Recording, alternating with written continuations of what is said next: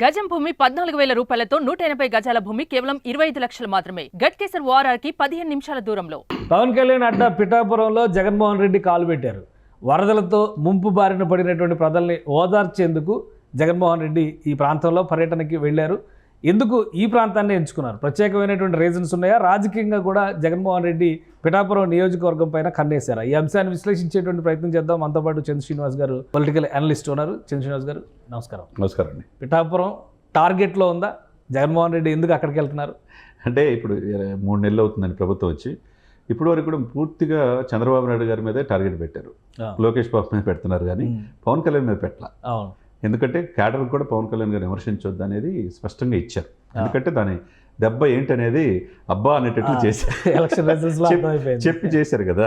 జగన్ నేను గద్దె దించకపోతే నా పేరు పవన్ కళ్యాణ్ కాదు, నా పార్టీ జనసేన కాదు అన్నాడు, చెప్పి చేశాడు. సో పవన్ అడ్డాలోనే పవన్ కొట్టాలని చూస్తున్నారు అనుకోవాలా? అంటే ఇప్పుడు మేబీ ఇప్పుడు వెళ్ళింది దాన్ని బట్టి ఏం మాట్లాడతారు చూడాలి. ఎందుకపోతే ఏంటంటే ఆయన అనుకున్నది ఏదైతే ఉందో అక్కడ కొట్టాలని చూసేది ఆయన నెరవేరకపోవచ్చు.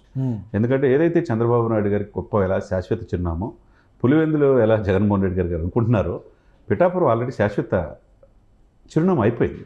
సొంత ఇల్లు ఎంత స్ట్రాంగ్గా ఎవరు కూడా తీసుకోవాలి. ఇల్లు తీసుకున్నాడు, తర్వాత పొలం తీసుకున్నాడు, అన్నీ కూడా తీసేసుకున్నాడు. కాబట్టి ఆయనలో భాగం అయిపోయాడు, పిఠాపురం వాస్తవుడు అయిపోయాడు.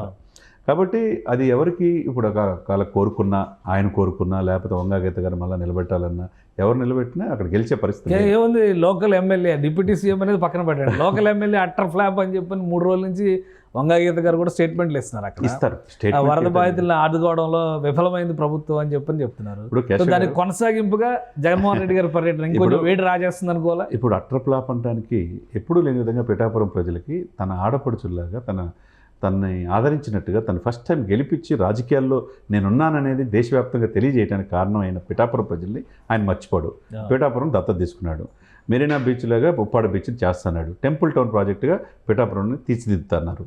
ఆ విధంగా చేసి దేశానికి ఆదర్శంగా పిఠాపురం చేస్తా అన్నాడు. కానీ వరదలు వస్తే అడ్డుకోలేదు కదా. ఇప్పుడు అంటే వరదలు అంటే జగన్మోహన్ రెడ్డి గారు అడ్డుకుంటారా చెప్పండి కేశవ్ గారు? ఎందుకంటే ఇప్పుడు ఆయన ముందు చూపుతో వెళ్ళినట్టే. ఇప్పుడు కాకినాడ రివ్యూ మీటింగ్లో భాగంగా ఏలేరు పరిసర ప్రాంతాల ముంపు ఆటోమేటిక్గా పిఠాపురంతో పాటు 3 నియోజకవర్గాలకు వచ్చింది. దాంట్లో గొల్లప్రోలు మిగతా ఆయన కూడా చూసాం. చివరికి ఆయన తీసుకున్న 3.5 ఎకరాల స్థలం కూడా మునిగిపోయింది. దానికి ఎవరు ప్రకృతి వైపరీత్యాలు శుద్ధవాగు పొంగింది, ఆ పరిసర ప్రాంతాల ప్రజలను ఆదుకోలేకపోతున్నారు అనేది ఒక సార్. శుద్ధవాగు ఈరోజు పొంగటమే కాదు, 4 దశాబ్దాలు చాలాసార్లు పొంగింది. మరి గత ప్రభుత్వాలు ఎందుకు పూర్తిగా ఆ వాగు మరమ్మతులు చేయలేపారు? ఇంకొక వాగు నిర్మించలేపారు? నేను ఈసారి స్వయంగా తీసుకుంటాను నాది అనేది ఎష్యూరెన్స్ ఇచ్చాడు. కలెక్టర్తో రివ్యూ చేసుకున్నాడు. వంగాగీత గారిని చేయండి, డిప్యూటీ సీఎం చేస్తాను అని చెప్పి ఆ రోజు కోరుకున్న పొజిషన్ వీళ్ళు ఇచ్చినట్టు. ఇప్పుడు డిప్యూటీ సీఎం ఈయనయ్యాడు తప్పితే ఆమె కాల పాపం. రాజకీయాల్లో ఆమె ఇప్పుడు కనుచూపు మేరలో అక్కడ అవకాశమే లేదు. 5 సంవత్సరాలు ఓపి పట్టాల్సిందే. ఇప్పుడు ఆమె వెళ్ళి విమర్శించినా, జగన్మోహన్ రెడ్డి గారు విమర్శించినా ప్రజలు 70,700 మెజార్టీతో గెలిపించారు. ఇప్పుడు జగన్మోహన్ రెడ్డి గారు వెళ్ళటం వల్ల ఇంకో 10,000 ఓట్లు పెరిగింది కానీ తగ్గలే అక్కడ. ఇప్పుడు ఆయన మెజార్టీ మరి తగ్గిపోయింది. 1,50,000 నుంచి 60,000 పడిపోయింది జగన్మోహన్ రెడ్డి గారు. కాబట్టి ఇప్పుడు వెళ్ళినా ఆయనకేమి ఉపయోగం లేదు. బురద రాజకీయాలు చేయకుండా నేను ఏలేరు ముంపు గ్రామాలను పలకరించడానికి వచ్చానని చెప్పి మాట్లాడితే ప్రజలు స్వీకరిస్తారు. అంతేగాని పవన్ కళ్యాణ్ గారు డిప్యూటీ సీఎంగా నిర్లక్ష్యం చేశాడు, ఈ శుద్ధవాగు పొంగిడదాన్ని ఏం చేస్తున్నాడు, హైదరాబాద్లోని ఏం చేస్తున్నాడు అనేది కాకుండా ఆయన చేసినట్టు సహాయం 6 కోట్ల రూపాయలు కాకపోయినా 2 కోట్లైన సొంత వ్యాపార సంస్థల నుంచి ఇస్తే, ఇప్పుడు ఇచ్చిన 1 కోటి కూడా వ్యాపార పార్టీ నుంచి ఇచ్చింది కూడా ఎటు వెళ్ళింది ముఖ్యమంత్రి సాయ నిధికి ఇంకా వెళ్ళలేదని చెప్పి అంటున్నారు. వాళ్ళే ఖర్చు పెడతారేమో కదా. వాళ్ళే ఖర్చు పెట్టి ఇస్తారేమో తెలియదు. కానీ పవన్ కళ్యాణ్ గారు చేసిన 6 కోట్ల సహాయంలో 3 కోట్లైనా చేస్తే బాగుంటుంది. కానీ నియోజకవర్గం సొంతం అయినటువంటి నియోజకవర్గంలో ప్రజల కష్టాల్లో ఉంటే పట్టించుకోవట్లేదు అనేది కదా వైసీపీ నాయకులు చెప్తున్నటువంటి విమర్శ. ఒకరోజు హైదరాబాద్లో ఉంటున్నారు, ఒకరోజు అమరావతిలో ఉంటున్నారు, ఒక 2 రోజులు మాత్రం కాకినాడ పరిసర ప్రాంతాల్లో పర్యటించారు, వెళ్ళిపోయారు అనేది వాళ్ళు చేస్తున్న విమర్శ. ఇప్పుడు జగన్మోహన్ రెడ్డి గారు వెళ్ళడం వలన ఈ విమర్శలకు ఇంకా మరింత బలం చేకూరేటువంటి అవకాశం ఏముండదండి. ప్రజలు ఏంటంటే ఇప్పుడు ప్రజలకు ఆల్రెడీ క్లారిటీ ఉంది. ఏంటి ఎందుకు వచ్చినాయి ఫ్లడ్స్ నాట్ ఓన్లీ ఇక్కడే రాలా, బుడమేరు పొంగింది, 90% ఆక్రమణ గురైంది. గుంటూరులో కొంత ప్లేసు, లేకపోతే ఈస్ట్ వెస్ట్లో కొంత ప్లేసు, ఇప్పుడు పిఠాపురం ఈస్ట్ గోదావరి పరిధిలో ఉన్నది ఫ్లడ్స్ వచ్చినాయి. అదేవిధంగా తెలంగాణలో వచ్చి మున్నేరు పొంగింది, ఖమ్మం మునిగింది. ఓవరాల్గా దేశవ్యాప్తంగా ఉంది. చైనా అయితే పూర్తిగా 100 ఇయర్స్లో ఎప్పుడు లేదు, కొట్టుకుపోయింది. ఇది ఎవరు ఏం చేస్తారు? ఇదేమి కావాలని చేసేది కాదు కదా. అయినా జ్వరం వచ్చి ఇదిరున్నా కానీ జ్వరంలో కూడా అక్కడ కాకినాడ వెళ్ళారు, రివ్యూ మీటింగ్, కలెక్టర్ని ఎస్పీని తీసుకుని అన్ని శాఖల రెండు అధికారులు రోజులు ఫ్లడ్ లెవెల్ ఎక్కువ ఉన్నప్పుడు అలర్ట్ చేశాడు. ఉన్నాడు, ఫీల్డ్లో వెళ్ళాడండి, అది కనపట్టలేదు వీళ్ళకి. మరి అప్పుడు వీళ్ళు వెళ్ళొచ్చుగా, ఆ వరదలో వీళ్ళు ఎవరు పోయారా? పోలేదు కదా. అప్పుడు పరామర్శకి వెళ్ళారుగా జైలు దగ్గరికి. జైలు దగ్గర పరామర్శించారు అంటే ఆ టైం అంతవరకే ఉంది సార్. ఇప్పుడు చూడండి, చంద్రబాబు నాయుడు గారు ఫస్ట్ రోజు వచ్చాడు, పడవలో వెళ్తున్నాడు, పేరు వస్తుందన్నాడు, ఈయన వచ్చాడు. రెండో రోజు షర్మిల గారు వచ్చారు, వచ్చేసరికి రెండోసారి వచ్చాడు.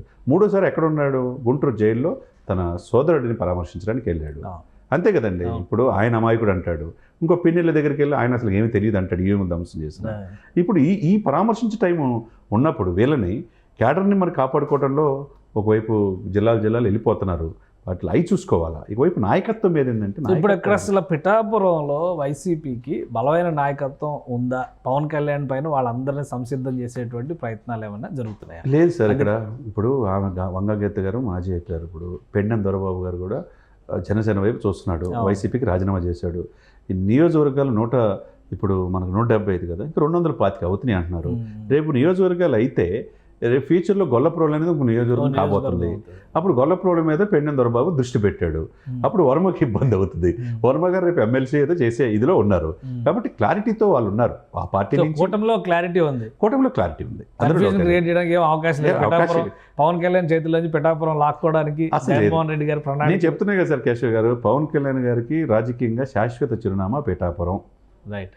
థ్యాంక్ యూ చంద్ర శ్రీనివాస్ గారు. ఇది పిఠాపురం పైన జగన్మోహన్ రెడ్డి ప్రత్యేకమైనటువంటి ఫోకస్ పెట్టారు. పార్టీ యంత్రాంగాన్ని, కార్యకర్తలను కూడా ఉత్సాహపరిచేటువంటి ప్రయత్నాలు చేస్తున్నారు. పవన్ కళ్యాణ్ ప్రధానంగా ఉప ముఖ్యమంత్రి హోదాలో ఈ నియోజకవర్గాన్ని తనకంటూ ఒక బలోపేతమైనటువంటి కంచుకోటగా మార్చుకునేటువంటి ఎత్తుగడలు వేస్తున్నారు. కాబట్టి ఎట్టి పరిస్థితుల్లో దీన్ని అడ్డుకునే దిశగా విపక్షాన్ని బలోపేతం చేయాలని జగన్ భావిస్తున్నారు. ఇదే పవన్ కళ్యాణ్కి జగన్మోహన్ రెడ్డి ఇవ్వబోయే రిటర్న్ గిఫ్ట్ అనేది చంద్ర శ్రీనివాస్ గారి విశ్లేషణ. ఇది special discussion. Keep watching. Suman టీవీలో మీ పర్సనల్ అండ్ బిజినెస్ ప్రమోషన్స్ కోసం కింది నెంబర్కి కాంటాక్ట్ చేయండి.